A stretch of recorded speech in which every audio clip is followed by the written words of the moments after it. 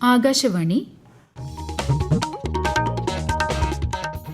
നമസ്കാരം. പ്രാദേശിക വാർത്തകൾ വായിക്കുന്നത് അശ്വതി.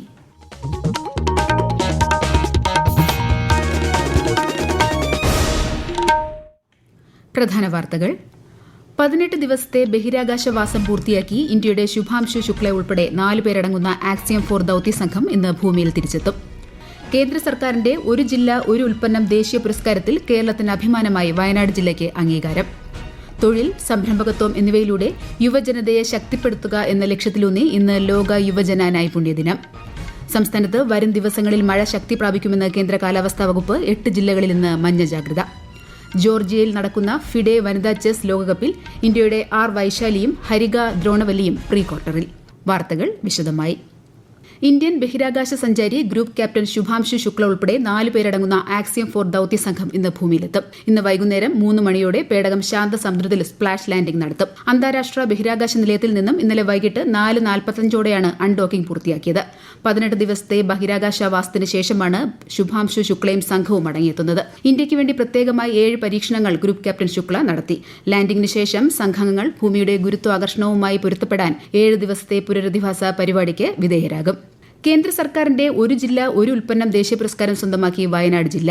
കാർഷിക വിളകളുടെ വിഭാഗത്തിൽ വയനാടൻ കാപ്പി പ്രത്യേക പരാമർശം നേടി. മഹാരാഷ്ട്രയിലെ രത്നഗിരി ജില്ലയിലെ അൽഫോൻസോ മാങ്ങയും ആന്ധ്രാപ്രദേശിലെ ഗുണ്ടൂർ മുളകുമാണ് ഈ വിഭാഗത്തിൽ ഒന്നാമതെത്തിയത്. ന്യൂഡൽഹിയിൽ നടന്ന അവാർഡ്ദാന ചടങ്ങിനെ വാണിജ്യ വ്യവസായ മന്ത്രി പീയൂഷ് ഗോയൽ അഭിസംബോധന ചെയ്തു. വയനാടിന്റെ കാപ്പി, രത്നഗിരി മാമ്പഴം, പുൽവാമയിലെ കുങ്കുമപ്പൂവ് തുടങ്ങി ആഗോളതലത്തിലെത്തിക്കാൻ കഴിയുന്ന നിരവധി വൈവിധ്യമാർന്ന ഉൽപ്പന്നങ്ങൾ ഇന്ത്യയുടെ പക്കലുണ്ടെന്ന് അദ്ദേഹം പറഞ്ഞു. ആദ്യമായി കയറ്റുമതി ചെയ്യുന്നവരെയും പുതിയ വിപണികളെയും പ്രോത്സാഹിപ്പിക്കുന്നതിനായി വാണിജ്യ മന്ത്രാലയം പുതിയ മാർഗനിർദ്ദേശങ്ങൾ പുറപ്പെടുവിക്കുമെന്ന് മന്ത്രി പറഞ്ഞു.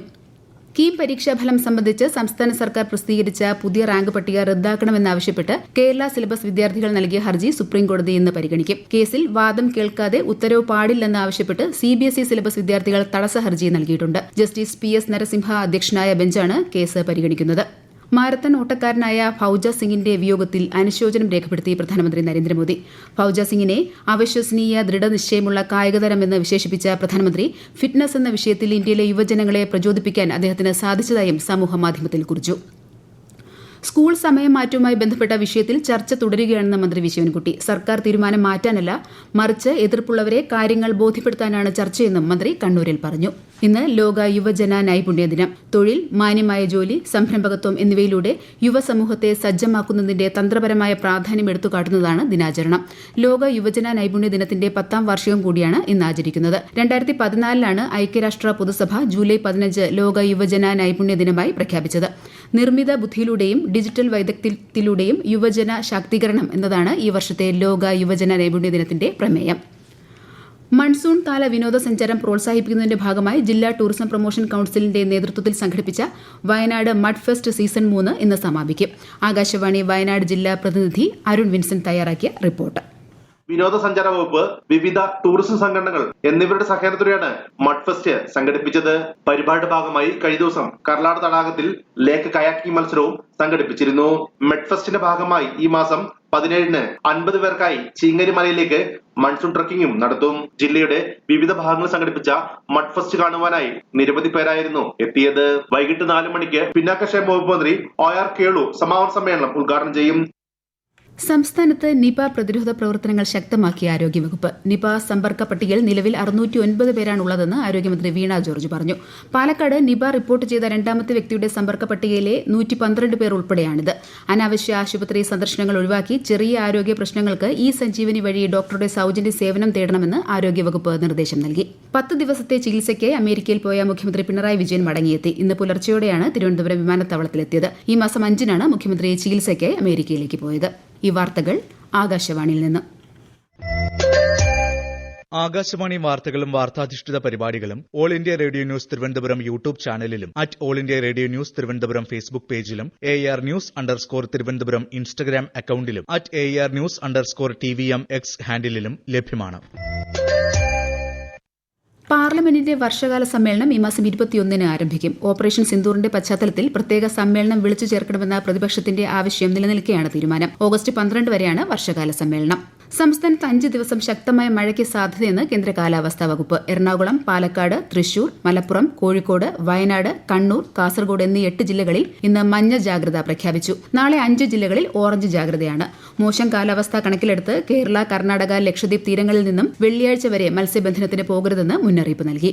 ഇടുക്കി ജില്ലയിൽ സുരക്ഷാ ഭീഷണിയെ തുടർന്ന് നിയന്ത്രണം ഏർപ്പെടുത്തിയിരുന്ന ജീപ്പ് സഫാരി, ഓഫ് റോഡ് പ്രവർത്തനങ്ങൾ എന്നിവ നാളെ മുതൽ ഘട്ടം ഘട്ടമായി പുനരാരംഭിക്കും. ഇടുക്കി ദേവികുളം സബ് ഡിവിഷന് കീഴിലുള്ള 9 റൂട്ടുകൾക്കാണ് പ്രവർത്തനങ്ങൾ തുടരുന്നതിന് ജില്ലാ കളക്ടർ അനുമതി നൽകിയത്. ഈ മാസം 5 മുതലാണ് ജീപ്പ് സഫാരിക്കും ഓഫ് റോഡ് പ്രവർത്തനങ്ങൾക്കും ജില്ലാ ഭരണകൂടം നിയന്ത്രണം ഏർപ്പെടുത്തിയത്. കാട്ടാനയും കടുവയും പുലിയും തുടങ്ങി പശ്ചിമഘട്ട മലനിരകളുടെ ഭാഗമായ മൂന്നാർ മേഖലയിൽ വിഹരിക്കുന്ന മൃഗങ്ങൾ ധാരാളമുണ്ട്. അത്തരത്തിൽ പശ്ചിമഘട്ട മലനിരകളിലെ ജന്തു വൈവിധ്യത്തെ സമ്പന്നമാക്കുന്നതാണ് കാട്ടുപട്ടികൾ. മൂന്നാർ സൈലന്റ് വാലിയിലാണ് കാട്ടുപട്ടിക്കൂട്ടം ഇറങ്ങിയത്. കൂടുതൽ വിവരങ്ങളുമായി ഇടുക്കിയിൽ നിന്നും ആകാശവാണി പ്രതിനിധി രതീഷ് കൃഷ്ണ. മിക്കപ്പോഴും കൂട്ടമായിട്ട് മാത്രം സഞ്ചരിക്കുന്ന കാട്ടുപട്ടികൾക്ക് ചെന്നായ്ക്കളോട് സാമ്യമുണ്ട്. മൂന്നാർ മേഖലയിൽ മനുഷ്യർക്ക് നേരെ കാട്ടുപട്ടികളുടെ ആക്രമണം ഉണ്ടായിട്ടില്ല. എന്നാൽ ഏതാനും നാളുകൾക്ക് മുമ്പ് വട്ടവട മേഖലയിൽ കാട്ടുപട്ടികൾ മൃഗങ്ങളെ ആക്രമിച്ച് കർഷകർക്ക് വലിയ നഷ്ടം വരുത്തിയിരുന്നു. അന്നുണ്ടായ ആക്രമണത്തിൽ 50-ലധികം ആടുകളാണ് ചത്തുവീണത്. വളരെ വേഗത്തിൽ ഇരകളെ കൊന്ന് വേട്ടയാടുന്നതാണ് കാട്ടുപട്ടികളുടെ രീതി. മൂന്നാറിലെ ജനവാസ മേഖലകൾക്കരികിലേക്ക് കാട്ടുപട്ടികളുടെ സാന്നിധ്യമുണ്ടായാൽ അത് തൊഴിലാളികൾക്ക് വെല്ലുവിളിയാകും.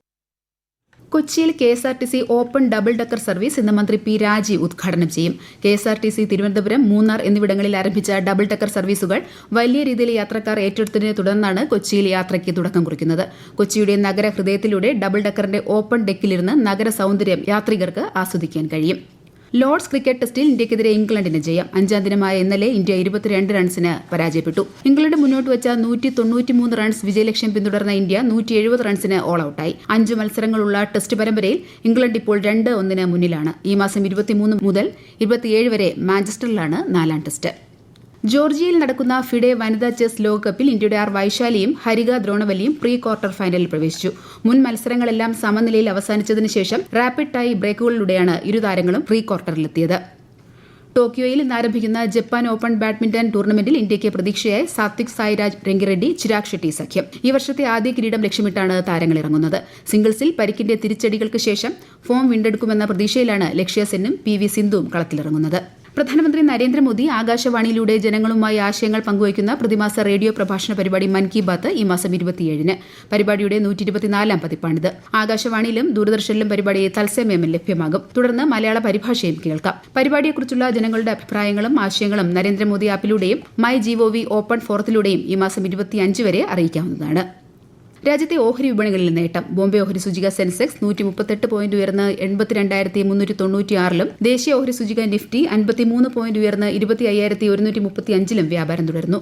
സ്വർണ്ണ വില കുറഞ്ഞു. സ്വർണ്ണം പവന് 80 രൂപ കുറഞ്ഞ് 73,160 രൂപയും ഗ്രാമിന് 9,145 രൂപയുമാണ് ഇന്നത്തെ വില. സംസ്ഥാനത്ത് 2025-26 അധ്യയന വർഷത്തെ എഞ്ചിനീയറിംഗ് കോഴ്സുകളിലേക്ക് കേന്ദ്രീകൃത അലോട്ട്മെന്റിനുള്ള ഓപ്ഷനുകൾ സമർപ്പിക്കാനുള്ള സമയപരിധി നാളെ അവസാനിക്കും. സർക്കാർ, എയ്ഡഡ്, സ്വയംഭരണ എഞ്ചിനീയറിംഗ് കോളേജുകളിലേക്കാണ് ഈ ഘട്ടത്തിൽ ഓപ്ഷനുകൾ ക്ഷണിച്ചത്. യോഗ്യത നേടിയ വിദ്യാർത്ഥികൾക്ക് നാളെ രാവിലെ 11 മണിവരെ www.cee.kerala.gov.in-ലൂടെ ഓൺലൈനായി ഓപ്ഷനുകൾ രജിസ്റ്റർ ചെയ്യാം. ഓപ്ഷനുകൾ രജിസ്റ്റർ ചെയ്യാത്ത വിദ്യാർത്ഥികളെ അലോട്ട്മെന്റിന് പരിഗണിക്കില്ല.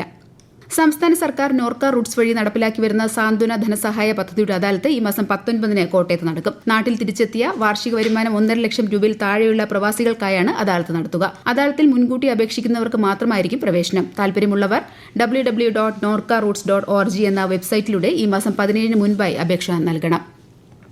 കോഴിക്കോട് പന്തീരാങ്കാവ് സ്വകാര്യ ബാങ്ക് ജീവനക്കാരിൽ നിന്നും പണം കവർന്ന കേസിൽ തൊണ്ടി മുതൽ കണ്ടെടുത്തു. 39 ലക്ഷം രൂപയാണ് ഒളവണ്ണയിൽ ഒഴിഞ്ഞ പറമ്പിൽ കുഴിച്ചിട്ട നിലയിൽ കണ്ടെത്തിയത്. കേസിലെ പ്രതിയെ പോലീസ് പാലക്കാട് വെച്ച് പിടികൂടുകയായിരുന്നു. പ്രധാന വാർത്തകൾ വീണ്ടും. 18 ദിവസത്തെ ബഹിരാകാശവാസം പൂർത്തിയാക്കി ഇന്ത്യയുടെ ശുഭാംശു ശുക്ല ഉൾപ്പെടെ 4 പേരടങ്ങുന്ന ആക്സിയം 4 ദൌത്യ സംഘം ഇന്ന് ഭൂമിയിൽ തിരിച്ചെത്തും. കേന്ദ്ര സർക്കാരിന്റെ ഒരു ജില്ല ഒരു ഉൽപ്പന്നം ദേശീയ പുരസ്കാരത്തിൽ കേരളത്തിന് അഭിമാനമായി വയനാട് ജില്ലയ്ക്ക് അംഗീകാരം. തൊഴിൽ, സംരംഭകത്വം എന്നിവയിലൂടെ യുവജനതയെ ശക്തിപ്പെടുത്തുക എന്ന ലക്ഷ്യത്തിലൂന്നി ഇന്ന് ലോക യുവജന നൈപുണ്യ ദിനം. സംസ്ഥാനത്ത് വരും ദിവസങ്ങളിൽ മഴ ശക്തി പ്രാപിക്കുമെന്ന് കേന്ദ്ര കാലാവസ്ഥാ വകുപ്പ്. 8 ജില്ലകളിൽ ഇന്ന് മഞ്ഞ ജാഗ്രത. ജോർജിയയിൽ നടക്കുന്ന ഫിഡെ വനിതാ ചെസ് ലോകകപ്പിൽ ഇന്ത്യയുടെ ആർ വൈശാലിയും ഹരിക ദ്രോണവല്ലിയും പ്രീ ക്വാർട്ടറിൽ. പ്രാദേശിക വാർത്തകൾ കഴിഞ്ഞു. അടുത്ത വാർത്താ പ്രക്ഷേപണം 12:50-ന്.